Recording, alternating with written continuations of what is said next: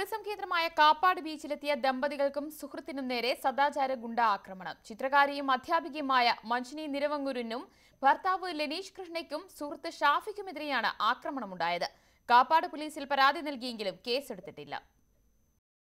വെള്ളിയാഴ്ച രാത്രി 7 മണിയോടെയാണ് മഞ്ജിനിയും ഭർത്താവ് ലിനീഷും സുഹൃത്ത് ഷാഫിയും കാപ്പാട് ബീച്ചിലെത്തിയത്.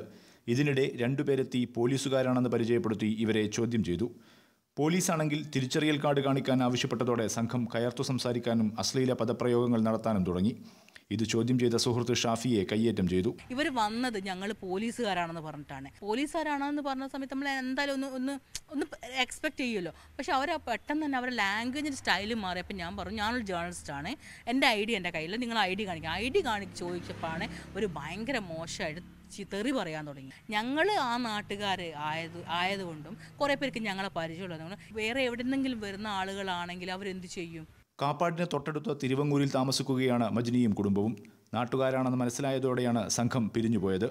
അക്രമികളിൽ ഒരാൾ പൊയിൽക്കാവ് സ്വദേശിയാണെന്ന് വ്യക്തമായിട്ടുണ്ടെന്ന് മഞ്ജിനി പറഞ്ഞു. ഞങ്ങൾ ഇരുന്നതിൻ്റെ ഒരു 100 മീറ്റർ അപ്പുറത്ത് പോലീസ് ഹെഡ് പോസ്റ്റ് ഉണ്ട്. അവിടെ ഇന്നലെ ഒരു മനുഷ്യനില്ലായിരുന്നു. ഇന്നലെ ടൂറിസം പോലീസ് സ്റ്റേഷനിൽ ഞങ്ങൾ കയറി ഈ സംഭവം പറയുകയും പരാതി കൊടുക്കുകയും ചെയ്തിട്ടുണ്ട്. ഒരു രജിസ്റ്ററുള്ള അതിൽ പരാതിയും ഞങ്ങളുടെ ഫോൺ നമ്പറും ഒക്കെ രേഖപ്പെടുത്തിയിട്ടുണ്ട്. പക്ഷേ ഞങ്ങൾക്ക് അവർ പരാതി സ്വീകരിച്ച രസീതൊന്നും തന്നിക്കില്ല. അവർ കൊയിലാണ്ടി സ്റ്റേഷനിൽ എന്തായാലും ഈ പരാതിൻ്റെ യാതൊരു ഫോളോ അപ്പ് എത്തിയില്ലാന്ന്. കാപ്പാട് പോലീസ് എയ്ഡ് പോസ്റ്റിന് തൊട്ടടുത്താണ് സദാചാര ഗുണ്ടകളുടെ അഴിഞ്ഞാട്ടമുണ്ടായത്.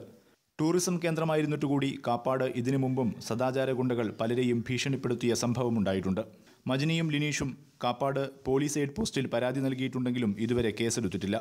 ചിത്രകാരിയായ Manjini Kozhikode JDT higher secondary school അധ്യാപിക കൂടിയാണ്. ന്യൂസ് 18 കോഴിക്കോട്.